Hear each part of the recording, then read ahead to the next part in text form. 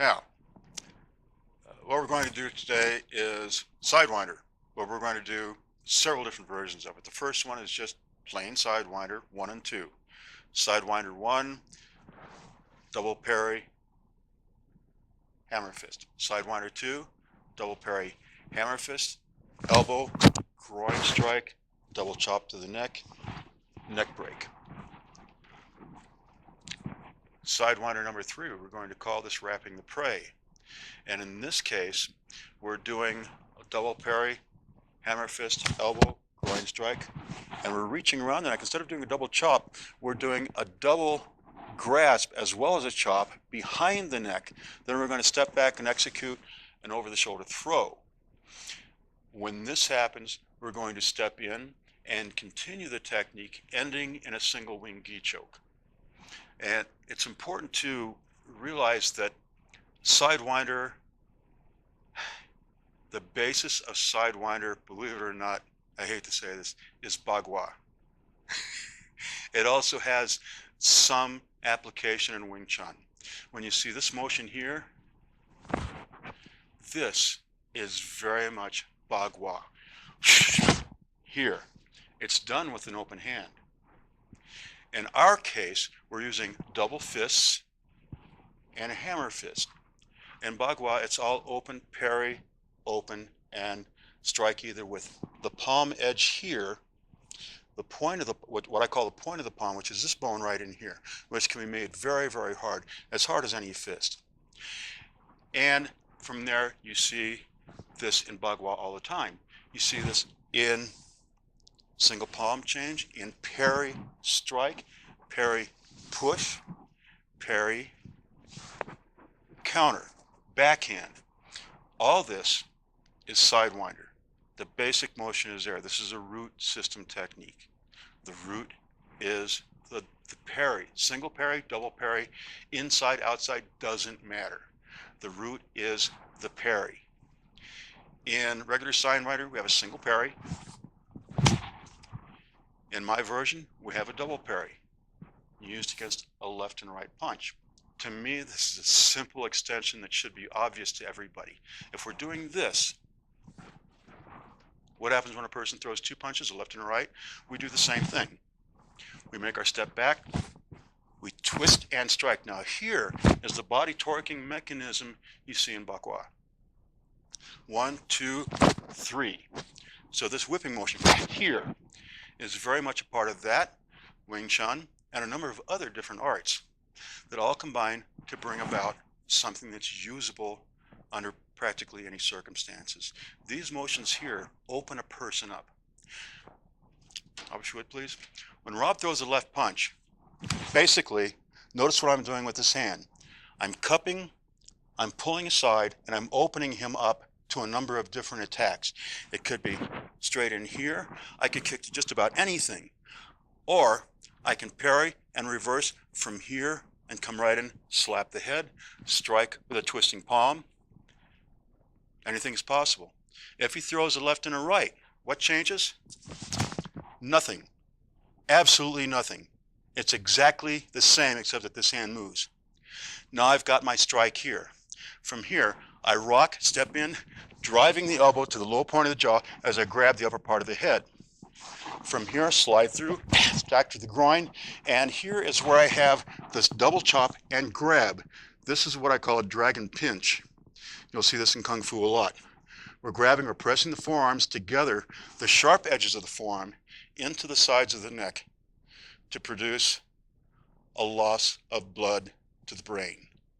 This can, to the carotid arteries, this can cause a loss of consciousness in a matter of as little as 2 or 3 seconds.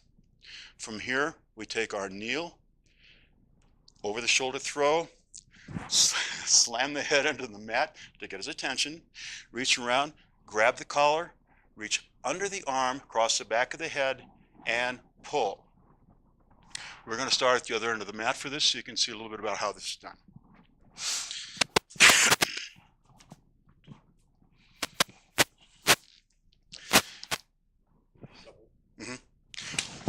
Strike, elbow, strike. Grab here, here's our dragon pinch. We simply step forward and throw. It doesn't have to be a pretty throw. The idea is to get this guy on the ground. From here, we're going to take his head and just smash the mat. Reach around, grab the collar, step in, and there's my gi choke. It's that simple. This is Sidewinder. Sidewinder wraps its prey. Simple technique. Again, the throw doesn't have to be perfect. It just has to get the person to the ground. If we want to be perfect about it, we can actually step in and do an over-the-shoulder throw or hip throw that will slam his body in, but at this point it's probably not necessary. This is probably overkill.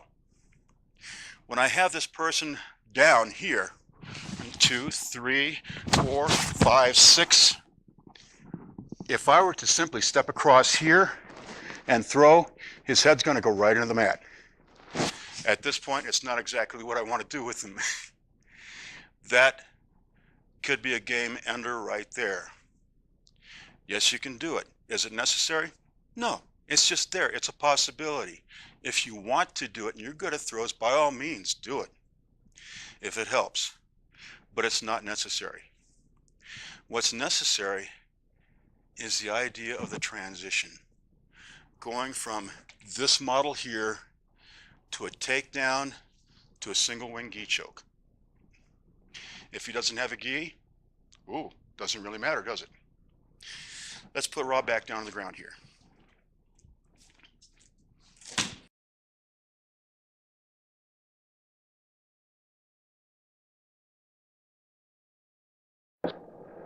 In this instance, what we're doing is instead of grabbing the gi, we're pressing the forearm against both sides of the neck and going into a choke from there.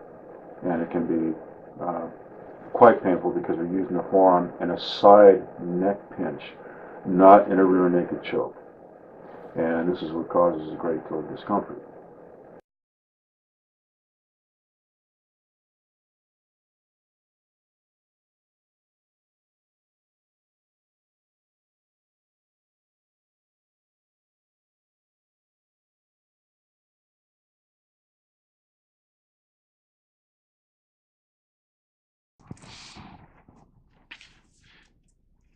Anybody who's played around with Sidewinder can see the application of this. Its flow and its ability to blend together from one art to another. So this is my concept of Sidewinder. Simple, direct, here, here, and here. The motion is all there. It's smooth, it's simple, and it works. And doing it on the street, just throwing that person down, slamming his forehead into the pavement, really wakes a guy up, if not putting him to sleep. It can work both ways depending on how hard you hit him. You can also simply palm heel him straight into the back of the head since he's already there. So, that's my version of Sidewinder.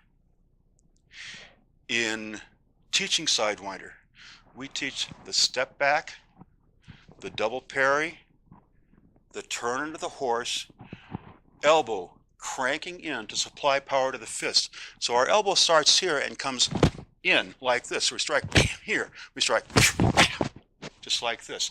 We strike here, elbow. The reason I go to the top of the head with the hand and the elbow to the lower part of the jaw is to dislocate the jaw. You'd be surprised what this does to an opponent and his state of mind. It can really interrupt him and put him in a very vulnerable feeling position. I don't care how tough he is. You dislocate that jaw, it's a panic-inducing situation. So once we open this person up, we've got the temple, and it can be either a twisting hammer fist or a raking foreknuckle. It doesn't matter. I like the raking foreknuckle because of the power and destruction it provides carrying the skin, but striking here with this part, I'm not striking with the full hammer fist, I'm striking with this part here. I'm coming in like this. This bone is tremendously hard, especially if conditioned. It sticks out and it acts just like a knuckle. So we're striking here, raking through. Notice how the motion continues in, pulls, and snaps through. At this point, this hand is already tucked.